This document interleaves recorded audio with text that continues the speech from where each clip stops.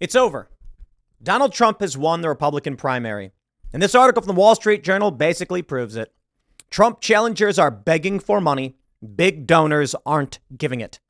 GOP business titans who opened wallets to stop Trump in 2016 are deterred by his lead in the primary polls. That is right, ladies and gentlemen. Donald Trump is doing so well across the board in polls. There is no point in sinking money into losers. And I am so disappointed in this. As a person who produces media commentary, there was so much money to be made from a primary season. I'm kidding, by the way. It's true, though. I'm sure many people in media are like, no, give more money. Why? Because then Vivek and Ron and Scott and everybody else has to buy commercials. And when you get a big, robust primary season, the commercials let them fly. But the reality is this. That money should be going to Donald Trump. The money that would normally be donated to his challenger should go to him so that he can fight Joe Biden. If Joe Biden actually ends up being the nominee, and I am convinced he will not be. Hey, man, I could be wrong about that.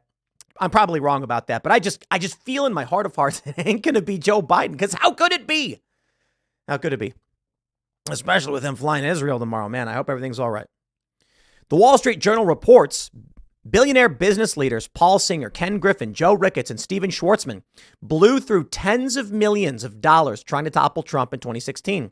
They are reluctant to give it another go. With Trump commandingly leading GOP primary polls 3 months before voting begins, some of the party's biggest donors are holding back on major investments in other candidates. Oh, yeah, they tanked and sank themselves. It's just, what was the point? They say the former president's top competitors, DeSantis, Scott, Haley, Christie, landed 6- and 7-figure donations earlier in the race. But the 2016 field, which had a bunch of people, blah, blah, blah, I don't care. Just shut up and get on with it. No one cares about 2016, dude. It's 2024. It's becoming clear the cavalry's not coming, said Ken Spain, a longtime GOP strategist who advises the business interests of Washington. The donor community has come to recognize the strength of Trump and the difficulty in dislodging a major part of the base from him. You're tilting at windmills if you try. Oh, you'll love to see it.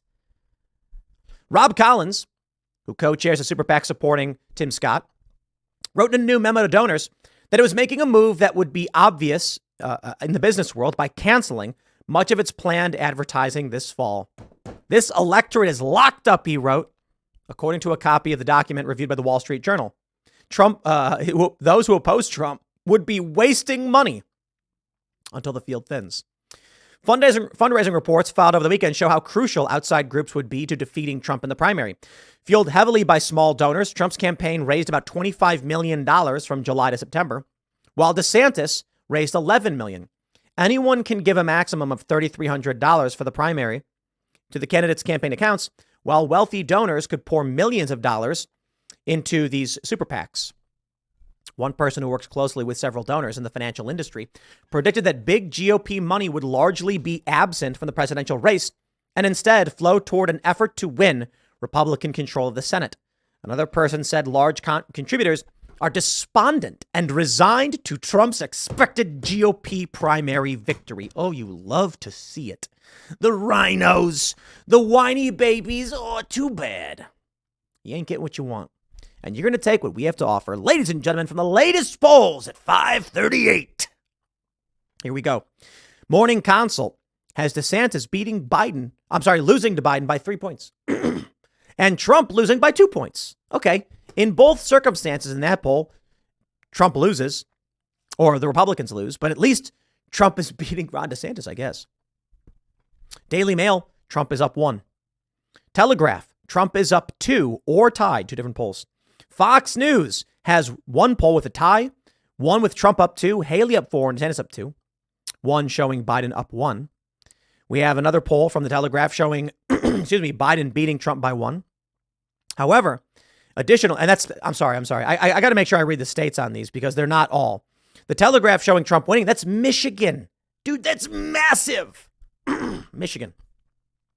Pennsylvania, Biden's up 1. In North Carolina, Trump is up 3 or 5. In Georgia, Trump is up. That's massive, massive, massive. These are the states Trump needs to win. In Florida, he's up 7 and 5. Arizona, 5. In the general, they say Biden is leading, DeSantis by 3 and Trump by 1. But understand, these are the general doesn't matter. Doesn't matter in the same way. And I'll explain. When you see Biden is up 3, that's bad for Biden because they need to be up by 5. The general national polls include massive urban centers, and that doesn't matter to the Electoral College. Swing states are what matters. Trump can lose the popular vote by millions, but if he gets these swing states, he wins. That is why these state polls are more important. And when you see Trump beating Biden by a couple points, that means apocalyptic defeat for Joe Biden. We have a market resource group, Whitmer versus Trump. They claim Whitmer wins. But with Biden, Trump wins by 7. Look at that insane swing. It's all ridiculous. The point is this. Ron DeSantis may be the only guy that was actually standing up to Donald Trump. Then Vivek Ramaswamy briefly passed him. Now Nikki Haley passed him in a variety of ways. We will see. It is still, it's still really early. It's still really early. And Ann Coulter made a really good point on the culture war last week saying, let's talk about, and then she inserts all of the prominent candidates who everyone thought was going to win, who then didn't win. Giuliani, for instance. She goes back way further because she's older than me. I don't know a lot of these candidates. Take a look at this from Echelon Insights. Trump beats Biden. In swing states, Trump beats Biden bad by 5 points. Massive. Overall job approval for Biden among independents is negative 34. Woo! That's brutal. Take a look at this from Interactive Polls. With Kennedy, RFK Jr. in, he pulls votes from Democrats. Everybody tried making this argument saying RFK Jr. is going to pull Trump voters away. And I'm like, that's crazy talk. That's crazy talk, dude. People who vote for Trump are voting for Trump, not voting for anything else. There's nothing that RFK Jr. has to offer because Trump is Trump. I get it. There's the COVID stuff. But that's targeting more moderate individuals who we don't necessarily have anyway. Trump's base ain't going nowhere. And the argument is that RFK Jr. would pull the moderates towards the left. I really don't think so. Democrats don't want to vote for Joe Biden. Joe Biden's lost it. He's too old. So it's actually quite simple. RFK Jr., he's taken away from Joe Biden. But there's more. Take a look at this one from the National Pulse. Trump, quote, "I'm willing to go to jail if that's what it takes to save America." What's fascinating is I've never really viewed Donald Trump as this heroic guy because he certainly doesn't fit the mold, right? But let's break this down. Donald Trump is facing jail. Why? Because he's challenging the machine. Donald Trump is facing the collapse of his entire life's work. A judge in New York orders the dissolution of the Trump organization. They're claiming his properties are worthless. They're trying to steal his money. Donald Trump will be one of the few, if not the only, person to enter the presidency wealthy and leave poor. You take a look at the Obamas, the Clintons. They didn't have a lot of high net worth when they entered, but oh boy, they're millionaires now. Donald Trump's a billionaire. When he enters, his net worth has declined. So I can tell you this. They can either force Trump into this position or expose who Trump really is. And who is Trump? Someone willing to sacrifice. That's the point. It may be that Donald Trump is being forced into the position. They're trying to put him in prison. So he says, then I will win and I will shut down these shams and get his revenge.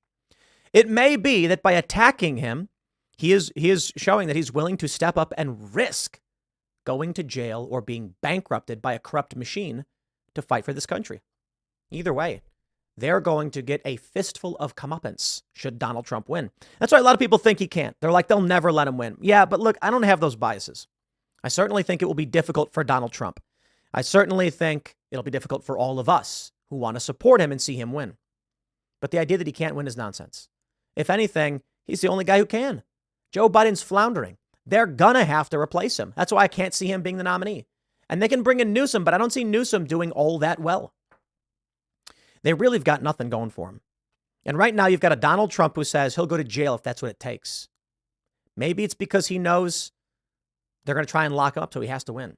Or maybe it's because he genuinely believes it. He genuinely feels that no matter what, they will not stop him. I kind of think that's the true Trump. You know why? I have to imagine before they decided to go to war against Trump like this, they offered him money or something. There was that report that one dude offered him, I think it was Sam Bankman-Fried, was potentially trying to offer him $5 billion not to run. You know it. When it comes to what the deep state the intelligence agencies want, obviously the path of least resistance is the path you want to take. You go to someone and say, listen, we're going to destroy you, destroy your life if we have to.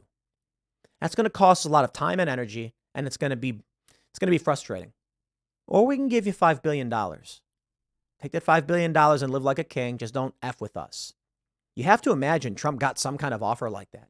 Just go away, shut your mouth, and be rich. And Trump said no. You have to wonder. For the time being, the primary's over. And everybody already knows it. I'll leave it there. Next segment's coming up tonight at 8 p.m. over at youtube.com/TimcastIRL. Thanks for hanging out, and I'll see you all then.